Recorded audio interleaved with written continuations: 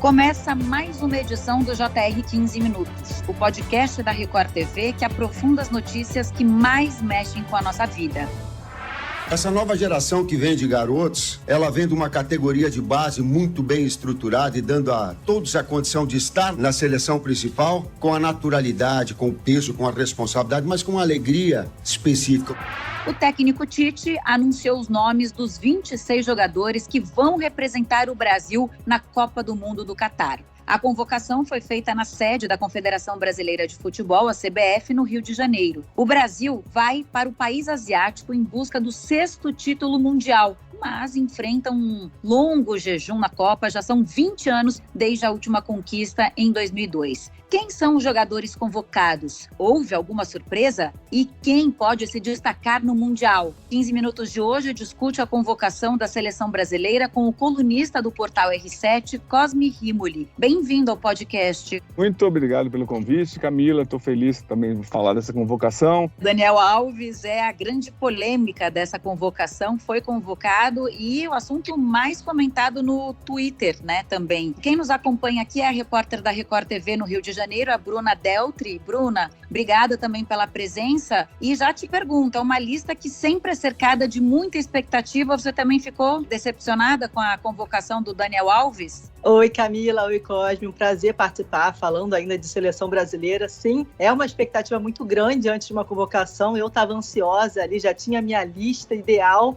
e na minha lista não tinha o Daniel Alves, realmente. Eu acho que foi a grande reclamação dos torcedores brasileiros. Ele que tem 39 anos, jogou 12 jogos nessa temporada, uma vitória apenas pelo Pumas do México, então realmente deixou a desejar e não vinha com uma parte física tão eficiente. Tiveram outras questões também, o Felipe Coutinho se lesionando de última hora, mas acho que de qualquer forma ele não iria para a seleção brasileira. Eu acho que o Everton Ribeiro já tinha conquistado essa vaga e eu lamentei muito também da ausência do Gabriel Barbosa, o Gabigol. Eu acho que ele poderia contribuir muito em momentos decisivos, é um jogador de decidir quando tem um jogo de muita pressão, é fantástico cobrando pênaltis, em um jogo que tivesse cobrança de pênaltis, ele poderia ser uma peça-chave do técnico Tite, mas não foi convocado. Mas não teve uma grande surpresa também, como em outras edições da Copa do Mundo. Em 2002, a ausência do Romário, em 2010, a ausência do Neymar e do Ganso. E você, Cosme, o que você achou? Teve alguma surpresa para você? Não, eu acho assim, que a gente tem que ter palavra, né? Então, o Tite foi bem claro, quando ele assumiu a seleção em 2016, que ele ia levar os melhores jogadores nas melhores fases. O Daniel Alves, para mim, é muito chocante. Ele vive a pior fase da vida dele como jogador, tem 39 anos, fisicamente ele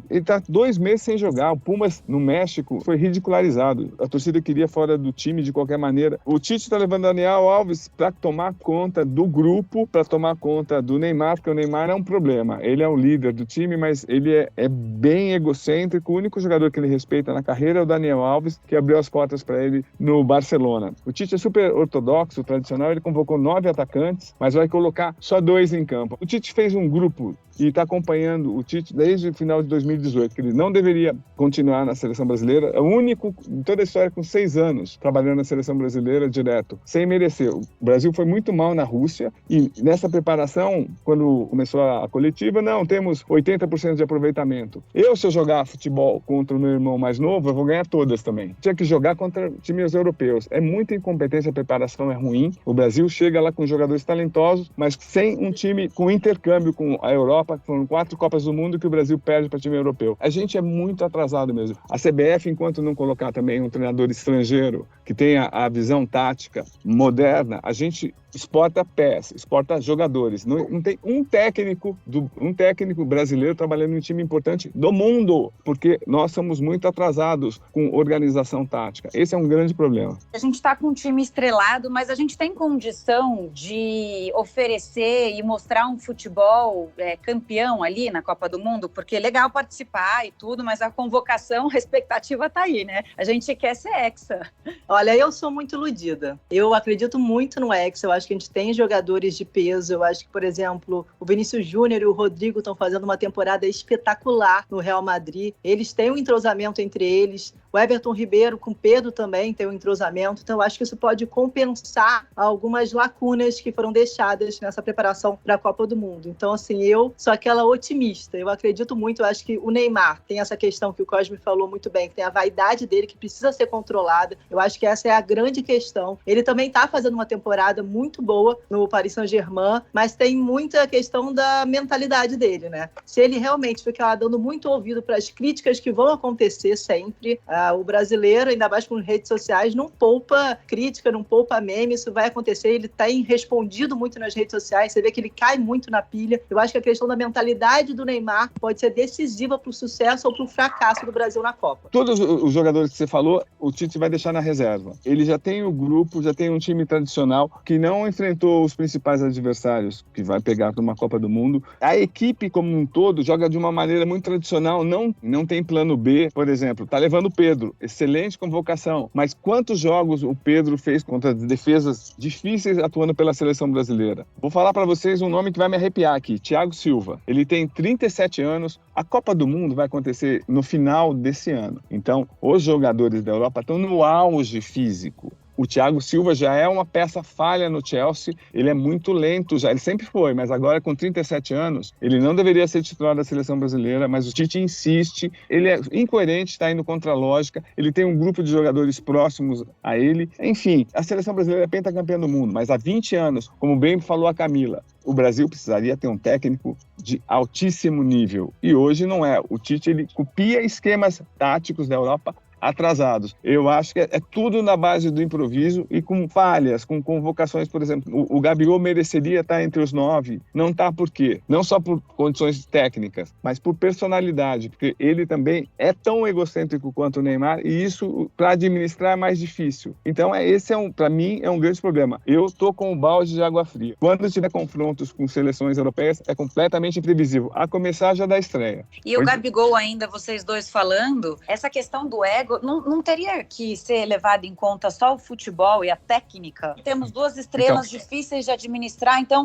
vamos colocar o Daniel Alves também. Então, pois é, mas no esporte de elite do mundo, você pensa no basquete, você pensa no vôlei, você pensa mesmo no futebol, na Alemanha, na Espanha, na França, na Holanda, todos têm psicólogos, a psicologia do esporte é muito usada. Aqui os jogadores não deixam. Eu já perguntei pro Neymar, o Neymar falou, eu não sou louco, não preciso de psicólogo. Cara, precisa sim, um grupo precisa ser administrado, um treinador não tem condições, o treinador de administrar 26 egos, não tem. Então, o que ele faz? Ele escolhe a panela dele e aí ele define. Esse é o grande problema. Não, e o lado mental é um dos pilares mais importantes para uma competição de alto nível que o mundo está totalmente olhando para a Copa do Mundo. Deveria ser muito levado em consideração. E o Tite até responde uma pergunta do nosso Tomé ali, como é que tá no lado psicológico da seleção? Ele falou, não, com certeza, o lado técnico é importante, o lado emocional muito bom. Eu não entendi se ele falou que a seleção e os jogadores estavam preparados ou que qualquer profissional, o atleta profissional tem que estar preparado para a pressão que vai acontecer, mas a gente sabe que na prática não é bem assim, né? Vocês acham que a seleção está preparada emocionalmente para viver essa pressão? Para mim, não foi testada. Não foi testado. Por exemplo, vocês trabalham numa grande emissora. Agora, se vocês trabalhassem numa emissora pequena, de repente, te dou o microfone da Record. Você não sabe se você vai render tudo. Esse é o grande problema. Como time, não houve confrontos. O Brasil deveria ter confrontos com a Alemanha, com Itália. Houve a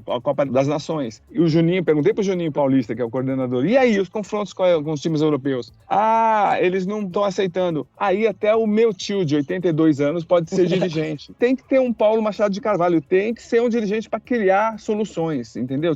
Nossa preparação é muito fraca. Eu concordo que jogar numa seleção é completamente diferente do que jogar em um grande clube. A gente viu o exemplo do Messi até, quanto que ele sofreu para realmente ganhar um título com a seleção argentina e sendo o grande craque do Barcelona durante tanto tempo. E é isso, a gente tem jogadores que são peças fundamentais em grandes clubes da Europa, mas que representando o Brasil numa Copa do Mundo é uma situação completamente diferente.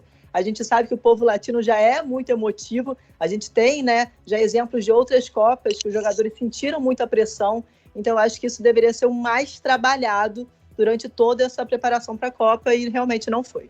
Fechada a lista, somente 3 jogadores que atuam no futebol brasileiro foram, né? O Everton do Palmeiras, Everton Ribeiro e Pedro do Flamengo. Queria saber de vocês, isso é um reflexo da diferença econômica e de preparação entre o futebol brasileiro, o europeu, e também mostra que Palmeiras e Flamengo estão acima dos rivais aqui no Brasil? Completamente, assim, a diferença de um time que tem um investimento grande financeiro, acho que já deu para ver que não dá para comparar com outros clubes aqui do Brasil. O Palmeiras e o Flamengo estão em outro patamar aqui no Brasil, outro patamar, como os torcedores do Flamengo gostam de falar, e vem sendo construída há muito tempo, né? Essa diferença econômica com contratações de peso. É claro que um treinador faz totalmente a diferença, né? A gente vê muito isso no Flamengo, como agora Dorival Júnior fez a diferença, conseguiu encaixar esse time muito bem. E em relação à Europa, então, já é um patamar muito acima. A gente vê que quem está jogando, não precisa ser nem num clube grande da Europa, num clube mediano, já está um passo à frente dos jogadores que estão aqui no Brasil. Tem um outro olhar de toda a comissão técnica, da Confederação Brasileira, e eles saem ganhando nessa luta por uma vaga na seleção e principalmente na Copa do Mundo. Então, eu assino embaixo o que a Bruna falou, principalmente porque o Tite não considera o futebol brasileiro em altíssimo nível, assim, e é uma pena, porque ele desperdiçou jogadores em excelente fase. Cito o Danilo do Palmeiras, que para mim é muito mais jogador que o Fred, mas como o Danilo joga no Palmeiras, ele levou, e é mais jovem, convocou, depois de muita pressão da mídia, levou para 2 amistosos, não entrou 1 minuto, atrapalhou o jogador, não convocou o Rafael Veiga, estava em excelente fase, vira as costas agora para o Gabigol.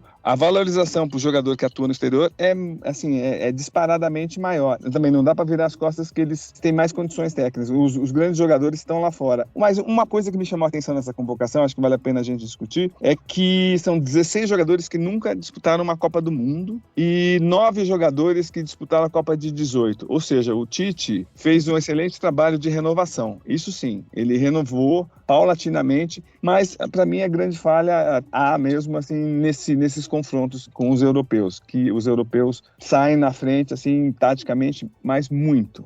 E esse é o grande problema, mas uma renovação foi feita. Ele fala muito como ele contou com a ajuda dos treinadores das seleções de base, né? Que ele pegou muitos jogadores que se destacaram nas seleções de base, nos Jogos Olímpicos, então ele fez, né, por ele estar há muito tempo à frente da seleção brasileira, ele dividiu esse trabalho, né? E sem contar que os principais jogadores aqui do Brasil revelados nos clubes vão muito cedo para a Europa, né? Então fica muito injusto essa disputa em relação ao lado financeiro e faz sentido eles se destacarem mais lá fora e serem convocados. Nessa Copa, pela primeira vez, a FIFA permitiu a convocação de 26 jogadores, 23 de linha e 3 goleiros. Essa mudança aconteceu por causa da pandemia e a entidade já sinalizou que não deve ser mantido. O que vocês acharam dessa história de ter mais jogadores e por que isso não poderia ser mantido? É porque é mais justo mesmo. Eles querem poucos jogadores, porque teoricamente para elite da elite. Por exemplo, o Tite se encostou. Ele nunca convocaria 9 atacantes se fossem 23 jogadores. Facilitou a vida dele. Então, facilitou, lógico,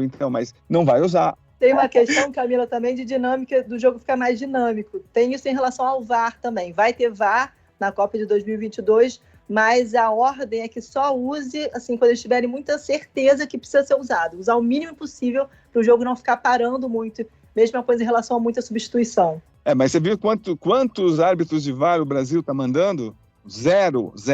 Não tem como. Aqui demora 5, 6 minutos até a emissora que está transmitindo falar se foi pênalti ou não. Isso é uma vergonha. Gente, na Copa de 2018, na Rússia, o Brasil, comandado já pelo Tite, caiu nas quartas de final numa derrota contra a Bélgica. A gente lembra bem disso. E agora, esse time que a gente tem hoje com a convocação, nomes revelados, até onde o Brasil pode chegar, na opinião de vocês? Teoricamente, o Brasil tem tudo para terminar na primeira colocação no seu grupo, com Sérvia, Suíça e Camarões. E aí já vai ter um belo de um confronto que pode ser Portugal ou Uruguai. Eu acho que o Brasil pode surpreender negativamente, porque eu digo, tem uma grande geração, mas não é um time competitivo, porque não teve os confrontos. Eu acho também, eu estava lá, essa é a minha 8ª Copa do Mundo que eu vou. Eu tenho visto a preparação, como os jogadores, ao passar do tempo, estão jogando muito mais na Europa, há muita dificuldade, há pouca criatividade dos treinadores, dos coordenadores, em organizar um time. Como eu falei em 2018, eu falei, olha, a preparação foi péssima e o resultado foi foi que foi. Quando houver confrontos eliminatórios, não dá para confiar no Thiago Silva, que é um jogador chave, e, sinceramente, Fred também é um jogador, assim, limitado. Eu acredito que o Brasil não vence a Copa e, se chegar até as quartas, vai ser muito.